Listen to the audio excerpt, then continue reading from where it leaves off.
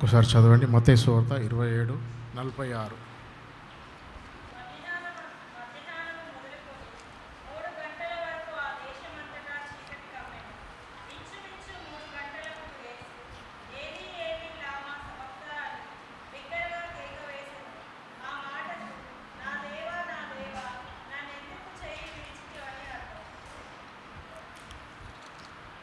ప్రార్థించుకున్నాం. నన్ను మిక్కిలి ఏకరీతిగా పరిపాలించిన మా యేసునాథ, మీకే స్తుతులు స్తోత్రములు నాయన. ఇప్పటివరకు చెప్పిన 3 పాఠాలను బట్టి కూడా మీకే స్తుతులు స్తోత్రములు నాయన. చెప్తున్న నాతో మీరుండి నడిపించి మీ వాక్యానుసారమైన మాటలే మాట్లాడే విధానాన్ని నాకు దయచేస్తారని నా నజరుడైన యేసయ్య పరిశుద్ధ బతుకులాడి వేడుకుంటున్నాను తండ్రి. ఆమేన్.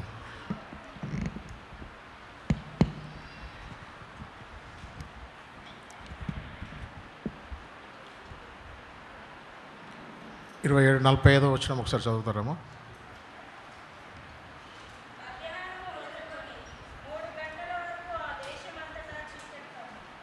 మధ్యాహ్నం మొదలుకొని యేసుప్రభుని సిలువ వేసినప్పుడు ఏమైందండి? మధ్యాహ్నం మొదలుకొని 3 గంటలప్పుడు దేశమంతటా చీకటి కమ్మింది.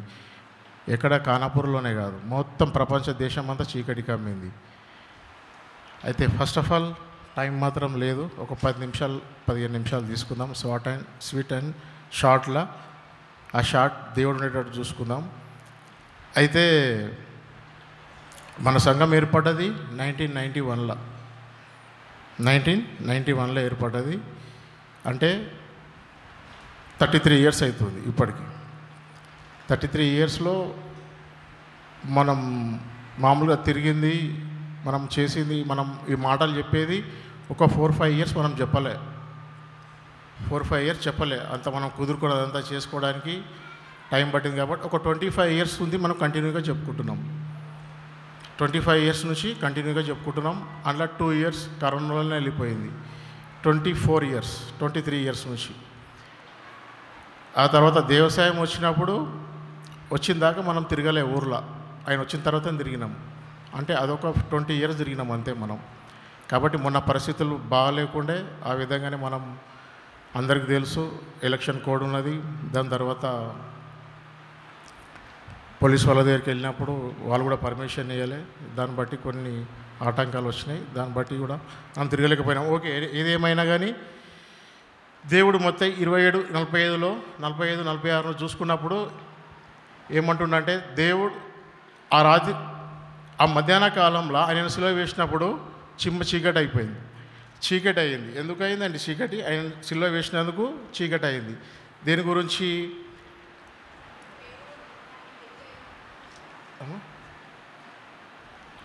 ఎందు గురించి చీకటి అయింది?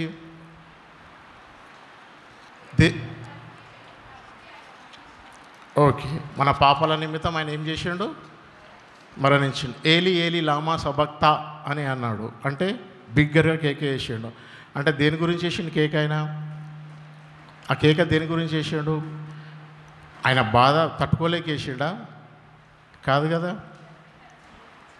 మనల్ని మనం నడుచుకుంటూ మనం కొన్ని ప్లేసులలోకి వెళ్తాం, కొన్ని వెళ్ళకూడని ప్రదేశాలలోకి వెళ్తుంటాం మనం.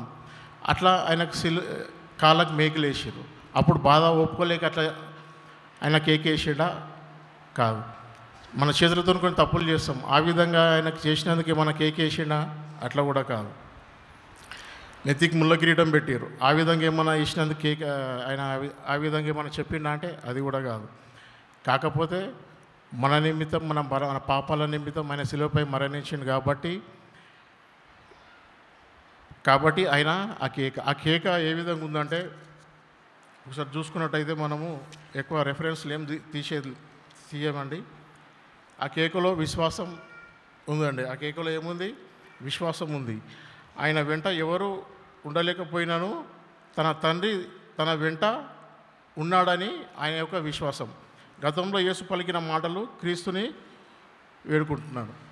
అయితే ఆయన చెప్పిన విధంగా ముందు ఒకసారి చెప్పాడు, నా దేవుడు నా యోహాను 8:29లో ఏమంటాడంటే, తీయకండి, నన్ను పంపినవాడు నాకు తోడై ఉన్నాడని అంటున్నాడు. నన్ను పంపినవాడు నాకు తోడై ఉన్నాడు అంటున్నాడు. నా దేవ నా చెయ్యంది కృష్ణవని అంటున్నాడు. నన్ను పంపినవాడు తోడై ఉన్నాడు అంటున్నాడు. నా చెయ్యంది కృష్ణవని అంటున్నాడు. అంటే మన పాపాల నిమిత్తమైన శిలువపై మరణించిండు కాబట్టి ఈ లేఖనం నెరవేర్చాలి కాబట్టి ఆ విధంగా చెప్పడం జరిగింది. అలాగే ఒకసారి మనం చూసుకున్నట్టయితే ఆయన దేవుడు మనుష్య కుమారునిగా ఈ భూమిపైకి వచ్చిండు. మనుష్య కుమారునిగా ఈ భూమిపైకి వచ్చిండు. అప్పుడు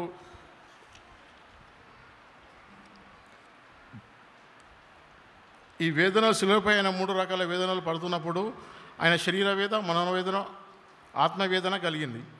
అయితే ఈ వేదన కలిగినప్పుడు ఆయన ఏ విధంగా చెప్తున్నాడు అంటే మన యొక్క పాపాల నిమిత్తం ఆయన మరణించిండని మనం గ్రహిస్తున్నాము.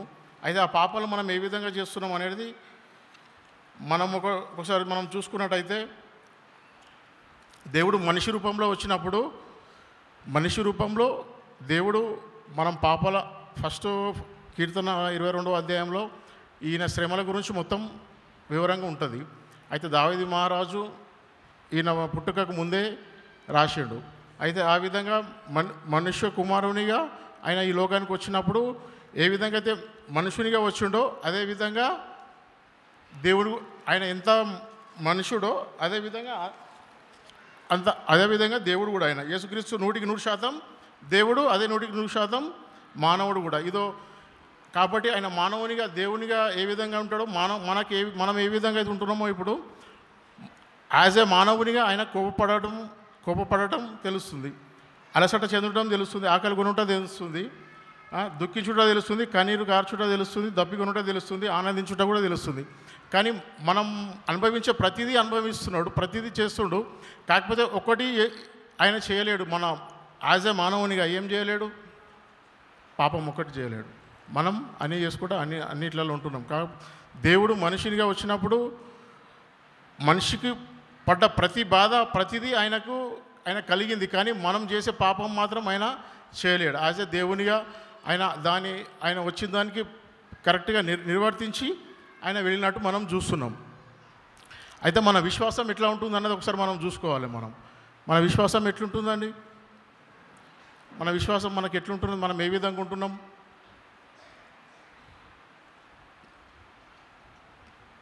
ఏ విధంగా ఉంటున్నాం? మన విశ్వాసం ఏ విధంగా ఉంటుందంటే ఒక్కొక్క టైంలో ఎట్లుంటుందంటే మనం నిల్చుంటాం, మన నీడ కూడా మనల్ని ఇడిచేస్తుంది. ఒక్కొక్క టైంలో మిట్ట మధ్యాహ్నం అప్పుడు కొన్ని నిమిషాల పాటు మన నీడ కూడా మనల్ని వదిలేస్తుంది. కానీ దేవుడు ఎప్పుడు మనకు తోడై ఉంటాడు. దేవుడు మనల్ని ఒక్క క్షణం కూడా, ఒక రెప్పపాటు కూడా ఆయన మన పాపం చేసినా నా కుమారుడే, నా కుమార్తెనే అని ఉంటుంది. అయితే మన విశ్వాసం మనలో ఏ విధంగా ఉంటుంది అంటే ఒక్కోసారి మనకు అతి విశ్వాసం. దేవుడు మనతో ఉంటే కొందరు ఉంటారు, దేవుడు నాతోనే ఉన్నాడు అనేది వాళ్ళకి ఆ విశ్వాసం కలుగుతుంది. వాళ్ళకి దేవుడు నిజంగా నాతోనే ఉన్నాడు. నేను ఎట్లుంటా అంటే నేను చాలా పవిత్రంగా ఉంటా, నేను చాలా బైబిల్ చదువుతా, నేను ఒక్కోసారి 2 సార్లు బైబిల్ పూర్తి చేసుకున్నా, దాని తర్వాత నేను ఏ తప్పులు చేయ, నేను ఏ వ్యభిచారం చేయ, ఎవరిని చేయ, నా ఇష్టం, నేను ఎంత పవిత్రంగా ఉంటా అంటే దేవుడు అసలు నాతోనే ఉన్నాడేమో, నాలోనే దేవుడు ఉన్నాడేమో అనే విధంగా కొంతమంది ఉంటారు. కొంతమంది ఏమో ఎట్లుంటారు, వాళ్ళకి సంఘానికి వస్తాం, ప్రతి సండే వస్తాం, బళ్ళ తీసుకుంటాం, అన్నీ చేస్తాం. కాకపోతే సాతాను వాళ్ళకి తెలుస్తుంది. ఇప్పుడు నేను ఉంటాం, మనం తప్పు చేస్తున్నామని మనకు తెలుస్తుంది. వాళ్ళకి ఎట్లుంటుంది అంటే 2 విధాలు ఉంటారు. ఏ విధంగా ఉంటారు అంటే వాళ్ళకి తెలిసి ఉంటుంది సాతాను నాతోని ఉన్నదని వాళ్ళకి ఐడియా ఉంటుంది. అయితే సాతాను మనతోనే ఉంటే ఏ విధంగా ఉంటారంటే అన్నీ చేస్తాం, వస్తాం, తప్పులు చేస్తాం, అన్నీ చేస్తాం. కాకపోతే ఏంటంటే అప్పుడు మనకు తెలిసి ఉంటుంది, నేను తప్పు చేస్తున్నానని తెలిసి ఉంటుంది. అయినా కూడా మనం బల్ల తీసుకుంటాం. కాకపోతే ఇంకొంతమంది ఉంటారు, నా అంత విశ్వాసి లేడన్నట్టు ఉంటారు. వాళ్ళు ఎట్లుంటారంటే ఇక మొత్తం నాకే తెలుసు, బైబుల్ అంతా నాకే తెలుసు, బైబుల్ మొత్తం నేను పఠించేసిన, నా అంత విశ్వాసం నేను పాస్టర్కి ఒకటే తక్కువ అంతే ఆ విధంగా ఉంటారు చాలా. అట్లాంటి అతి విశ్వాసం మనం ఉంచుకోవద్దు.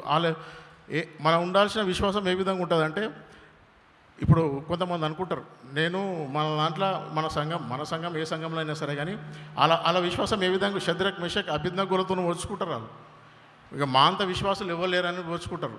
కానీ దేవుడు వాళ్ళతో కూడా షద్రక్ మెషక్ అబేద్నెగోలు వాళ్ళని అగ్నిగుండంలో వేసినప్పుడు వాళ్ళకు కూడా చేయించిండు దేవుడు. వాళ్ళకు కూడా ఒక చేయి ఇచ్చాడు. వాళ్ళ దేవుని తోడు, దేవుని చేతి వాళ్ళకి లేకుంటే దేవుడు అప్పుడు అలా చేయి వదిలేయలే. వాళ్ళు అక్కడి నుంచి అగ్నిగుండంలోకి వచ్చాడు.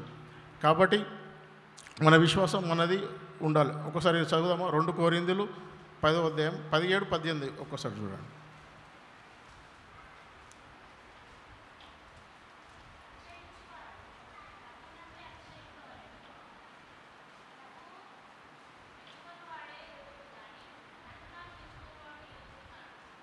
అతిశయించేవాడు ప్రభువునందే ఇంచవలేను, తనను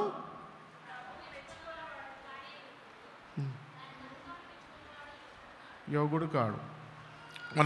మనం దేని అందే అతిశయించాలి? ప్రభువునందే అతిశయించాలి.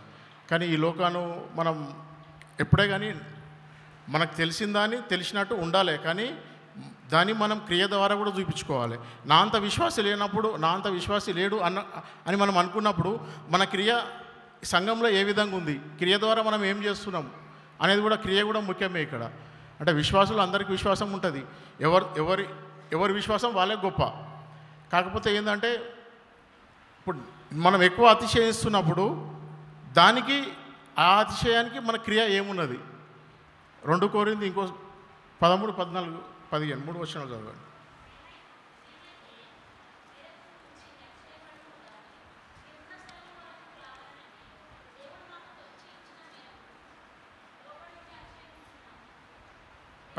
పదిహేను అధ్యాయం 15వ వచనం 11, 15.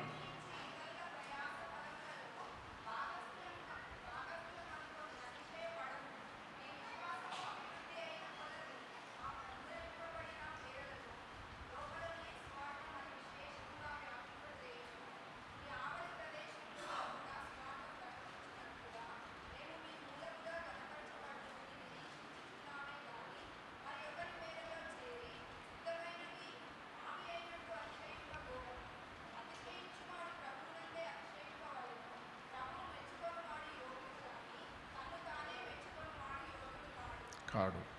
తనను తాను ఎంచుకున్నవాడు యోగుడు కాదు. మనం ప్రభువునందు అతిశయించాలి. 2 కొరింథీ 11:15.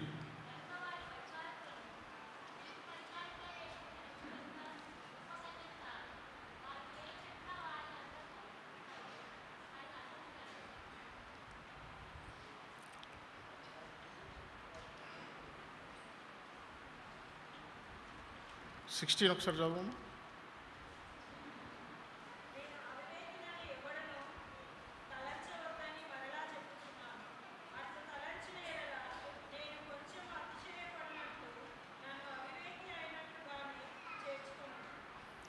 ఓకే,